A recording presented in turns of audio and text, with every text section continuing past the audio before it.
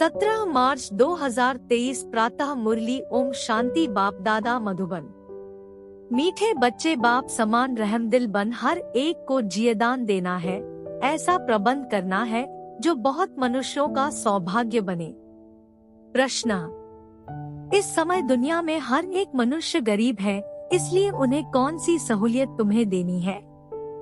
उत्तर: तुम्हारे पास जो भी अविनाशी ज्ञान रत्नों रूपी रोटी लेने के लिए आते हैं, उनकी झोली बहुत प्यार से तुम्हें भरनी है, सभी को सुख देना है, हर एक को प्यार से चलाना है, कोई भी रूठ न जाए। तुम्हारे पास बहुत मनुष्य आते हैं अपना जियदान लेने, इसलिए भंडारे खोलते जाओ। उन्हें खुशनसीब बनाने के लिए तुम्हारा दरवाजा सदा खुला रहना चाहिए। अगर जियदान देने के बजाय लात मारते तो यह बहुत बड़ा पाप है। गीत। बचपन के दिन भुला न देना। ओम शांति। बच्चों ने गीत सुना।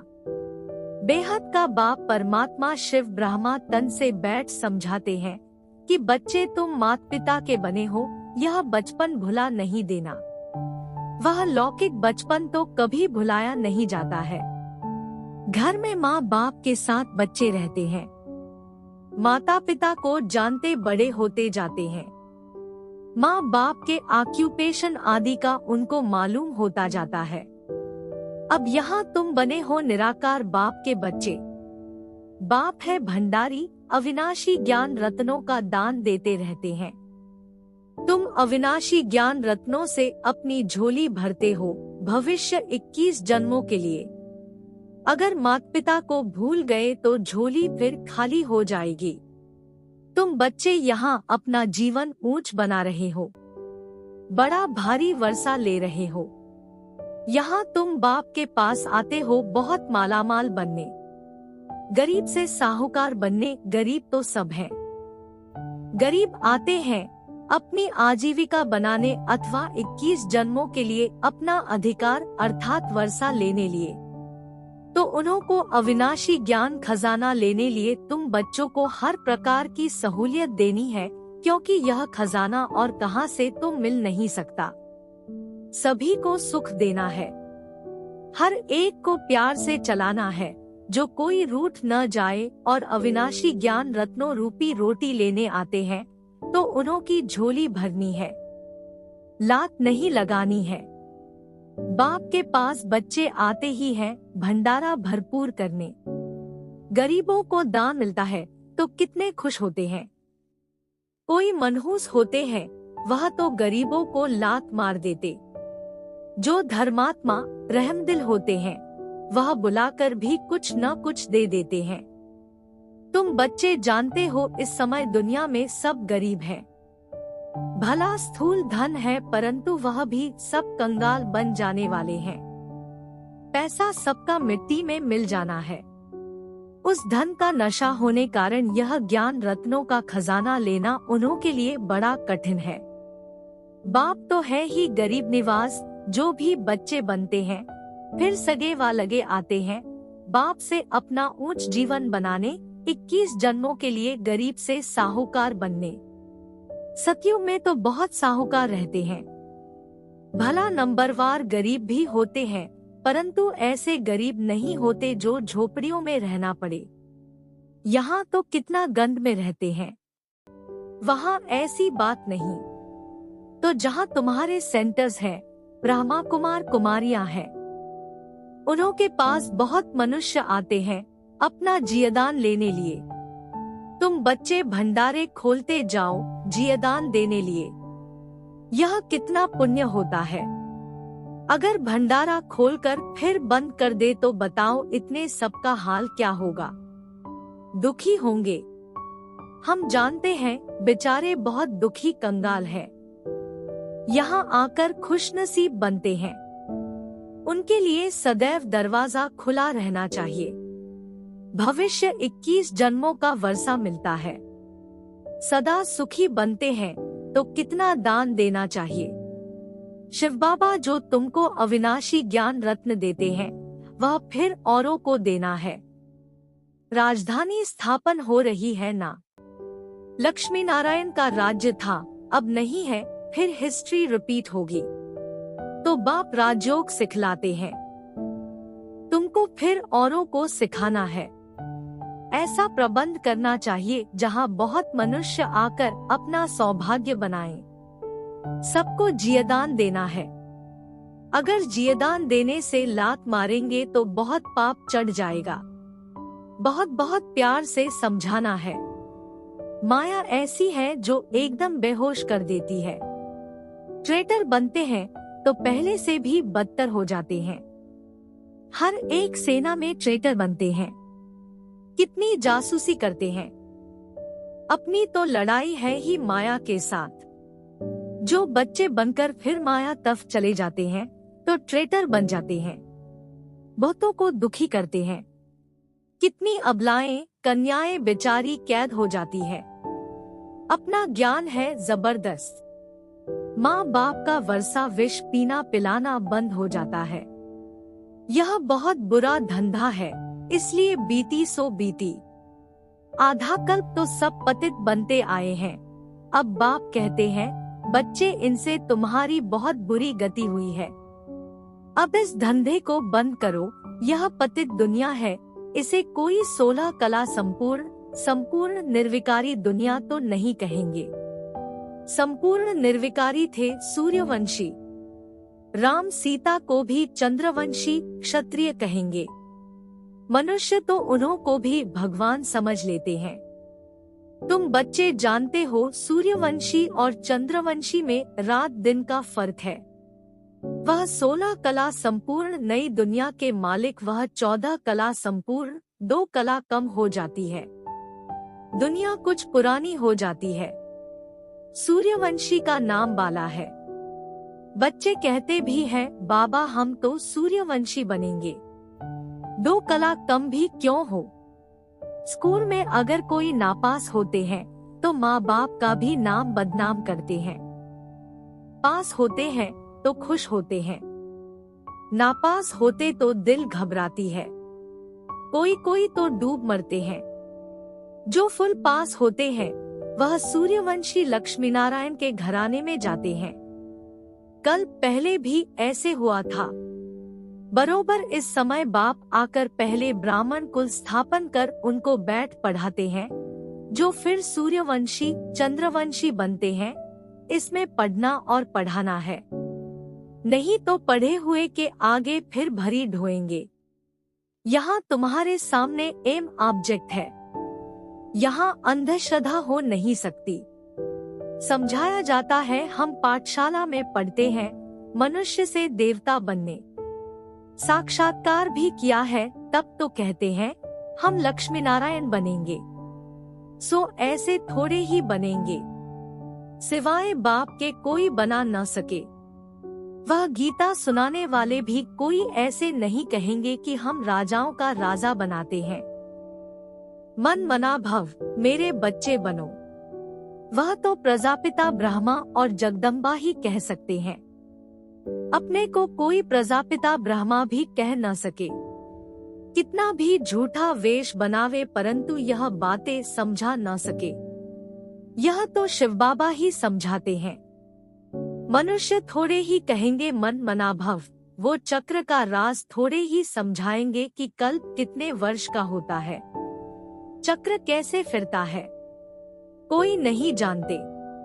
तुम बच्चों को बहुत नॉलेज मिलती है, मोटी बुद्धि इतना पढ़ नहीं सकेंगे। इम्तिहान है बहुत कड़ा। ICS इम्तिहान में भी बहुत थोड़े साहस रखते हैं। गवर्नमेंट भी समझती है इम्तिहान कड़ा रखे तो कम पास होंगे। यहाँ भी लिमिट है। 8 नंबर 1 में जाते हैं, फिर 108 है। इस समय करोड़ों भारतवासी होंगे। उनमें भी जो देवी देवता धर्म के होंगे वह निकलेंगे। 33 करोड़ देवताएं गाए जाते हैं। उनमें 8 नंबर 1 सूर्यवंशी बनते हैं। प्रिंस प्रिंसेज भी बहुत होंगे ना। इम्तिहान बहुत बड़ा भारी है। 8 विजय माला के दाने बनते हैं। इसमें भी एक तो है मम्मा कुमारी और यह फिर है बूढ़ा। मम्मा जवान है, अच्छा पढ़कर पद पाती है। यह भी बूढ़ेपन में पढ़कर इम्तिहान तो पास करते हैं ना। बाप से वर्षा लेने में मेहनत की बात है। तुम बच्चों को भगवान पढ़ाते हैं, यह तो बड़े ही भाग्य की बात है जो भगवान का बनकर फिर उनकी सर्विस में लग जाएं। सिंध में तुम सब आए फिर उनसे कितने तो टूट गए, बाकी जो तीखे निकले उनकी तो कमाल है। कितने को आप समान बना रहे हैं, तो आफरीन देनी पड़े ना। भट्टी से 300 निकले नंबरवार, अब तो हजारों में हो गए हैं। नए नए सेंटर्स खुलते जाते हैं। कितने मनुष्य आकर अपनी जीवन हीरे जैसी बनाते हैं, बनकर फिर औरों को बनाना चाहिए। मुरझाए हुए को सुरजीत करना है, बड़े प्यार से एक एक को हाथ करना होता है। कहाँ बेचारे के पैर खिसक न जाएं। जितना जास्ती सेंटर्स होंगे उतना जास्ती आकर जियदान पाएंगे, पावन हीरे जैसा जीवन बनाएंगे। अभी तो पतित कौड़ी जैसा है। तो बाप कहते हैं पुरुषार्थ कर सूर्यवंशी में आ जाओ, बाप को याद करो। ऐसे नहीं कहते कि ब्रह्मा विष्णु शंकर को याद करो। बहुत मनुष्य पूछते हैं शंकर का क्या पाठ है, प्रेरणा से कैसे विनाश कराते हैं। बोलो यह तो गाया हुआ है, चित्र भी है। इस पर समझाया जाता है वास्तव में तुम्हारा कोई इन बातों से कनेक्शन है नहीं। पहले तो समझो हमको बाप से वर्षा लेना है, मन मनाभव हो जाओ। शंकर क्या करता, फलाना क्या करता, इसमें जाने की दरकार क्या है। तुम सिर्फ 2 अक्षर पकड़ लो, बाप और वर्षे को याद करो तो राजधानी मिल जाएगी। बाकी शंकर को गले में सांप क्यों दिया है, योग में ऐसे क्यों बैठता, इन बातों से कुछ कनेक्शन नहीं। मुख्य बात है ही बाप को याद करना।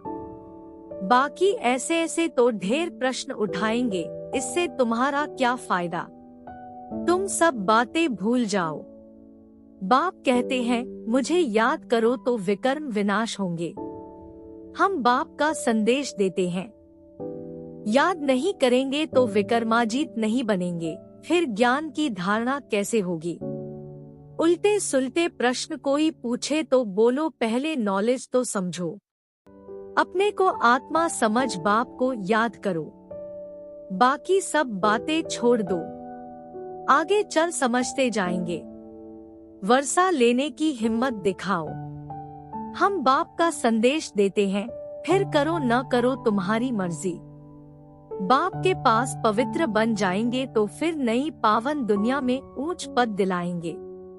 स्वदर्शन चक्र फिराओ, 84 जन्मों के चक्र को याद करो बस। जितना जो याद करेंगे वही विजय माला में पिरोए जाएंगे, और कुछ जप तप आदि नहीं करना है, इन सब से छुड़ा देते हैं। द्वापर से लेकर तो हद का वर्षा लेते आए, अभी बेहद के बाप से बेहद का वर्षा लेना है। अभी तुम जो वर्षा लेते हो वह 21 जन्मों के लिए अविनाशी बन जाता है। वहाँ तुमको कोई यह पता नहीं पड़ता है कि हमने यह वर्षा कैसे पाया है, वह यह अविनाशी वर्षा है। यह तुम अभी जानते हो कि हम 21 जन्म राज्य भाग्य करेंगे। वहाँ तो सुख की ही मौज है। मनुष्य समझेंगे वर्षा हर एक को बाप से ही लेना है, परंतु वहाँ है तुम्हारे अभी के पुरुषार्थ की प्रारब्ध जो 21 जन्म चलती है। ऐसे नहीं कि उसी समय कोई अच्छे कर्म करते हो।